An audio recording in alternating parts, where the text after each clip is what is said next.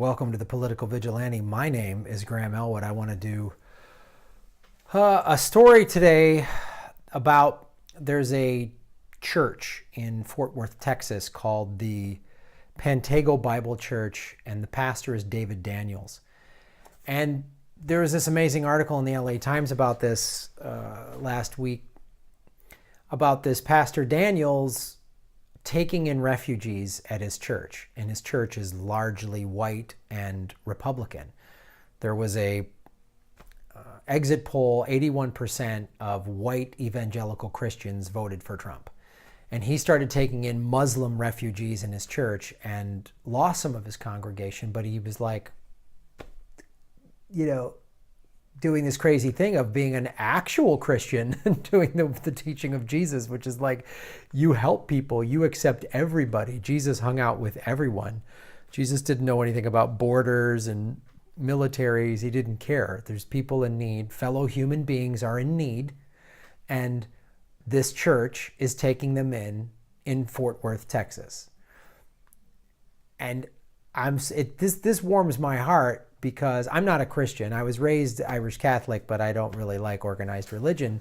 And I get so frustrated when I hear all these quote unquote good Christians who are just like, travel ban, no Muslims, they're all terrorists, they're all evil. It's like, you don't even understand the thing that you study. It drives me crazy, but that is the stupidity of choice when it comes to the human beings. Like, I live in LA and there's all these new age people, and it's like I've seen two rich ladies in luxury cars arguing for a parking spot outside of a yoga studio. I've been cut off by people, like someone with a coexist sticker on their Prius has flipped me off in traffic in LA. And it's like, you're not practicing anything that you preach. I don't care if it's hippie liberal stuff or right-wing Christians. You're not really practicing it until you're doing what like this guy is doing. So we'll get into a little backstory on this Pastor Daniels here. So it's called the Pantego Bible Church, and people at the church are wrestling with their faith and they're wrestling with the security, right? If you're primarily white. And Daniels urged his church to embrace the refugees. 300 members have left, some out of displeasure with his policy, and he's had to just go, hey. And sometimes he's turning to the Bible and he's like, well, as God teaches us, sometimes the right path is not the easy path. There we go. A lot of people out there wondering if they should protest what's happening in this world. It might not be easy, it might not be convenient, you might think you don't have the time, but if it's the right thing to do, it is the right thing to do. Daniel's journey began in 2009 when two African refugees displaced by war showed up at Pantego Bible Church after a Sunday service. One had come from a refugee camp in Tanzania and the other from Burundi. The Burundi man, Method Birgamana, told them they were looking for a place to hold a church service. Might they use a bit of space outdoors? Daniels helped coordinate a space indoors for them, and the man brought about 150 refugees to the church.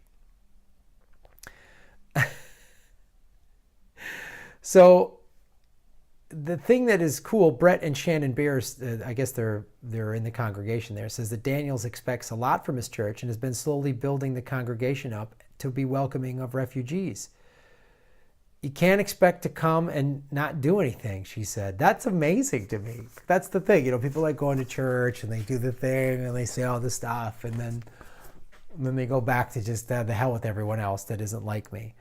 And this is amazing, and this family, this Brett and Shannon Breyer sponsored a teenager from a refugee camp in Tanzania, and they talk about how difficult it was because the kid didn't speak any English. And the woman was like, my faith was tested. I thought it would just be this loving, we're helping this refugee. And this girl was a teenager, she was a 17-year-old, wasn't talking. She was didn't understand, if you come from Tanzania and now you're in, Texas, what's that like? And it was hard on this couple. And they're like, I thought we were doing the right thing. And they're like, their faith was tested, And now the girl is like, got a driver's license and is doing well. And they're like, wasn't that amazing? Wasn't that cool that we did that we helped, and it wasn't easy and it was a struggle? There's another man, he talks about Muhammad Ashfoon, who is a Muslim, and he was fleeing Syria and registered as a refugee in Jordan, and they didn't speak any English, and his wife was pregnant. So he came to Fort Worth, and now Daniels has like really started to help this family out. And he said he's a regular visitor to Ashfoon's apartment. Last Friday, he stopped by to help with getting the family their green cards. You know, the American dream and fleeing tyranny. When he arrived, he was swarmed by Ashfoon's children. Inside, a large meal was prepared. Ashfoon, who hadn't been able to find work yet, recalled their escape from Syria, how he had gone to the supermarket with a 4-year-old Yusuf and left him in the car. When he came out, a soldier was holding a gun to his son's head. Quote, "You need to raise him well, otherwise we'll kill him," he was told. He explained how their apartment was bombed while the family was visiting his wife's sister. They fled to Jordan and registered through the United Nations as refugees. Yeah, the vetting process that Trump thinks doesn't exist. Ashfoon said he wished Syria could return to what it was, once it was. If it does, he said he'd like to go back.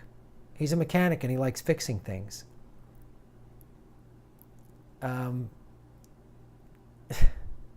It's unbelievable, you know, what Daniel says. It's amazing. After the meal, you know, he's become part of this guy's family. What an amazing experience. What an amazing experience to help them out. And he's actually being what a Christian should be. So, you know, if any of you are watching this and you're, you know, there's a way you can help. And anyone who's like Christian and is like, oh, we shouldn't be helping them, tell them about this church. Tell them about this guy in Fort Worth, Texas. It's not some church in Berkeley or some hippie town. He's in Texas, one of the redder of the red states. And that's impressive to me. I'm not a Christian, but, you know, I wouldn't mind visiting that church. So thanks for watching. Let people know about this. Like it, subscribe so we can do more of this and do more research and find out more about guys like Pastor Daniels there. Thank you for watching The Political Vigilante.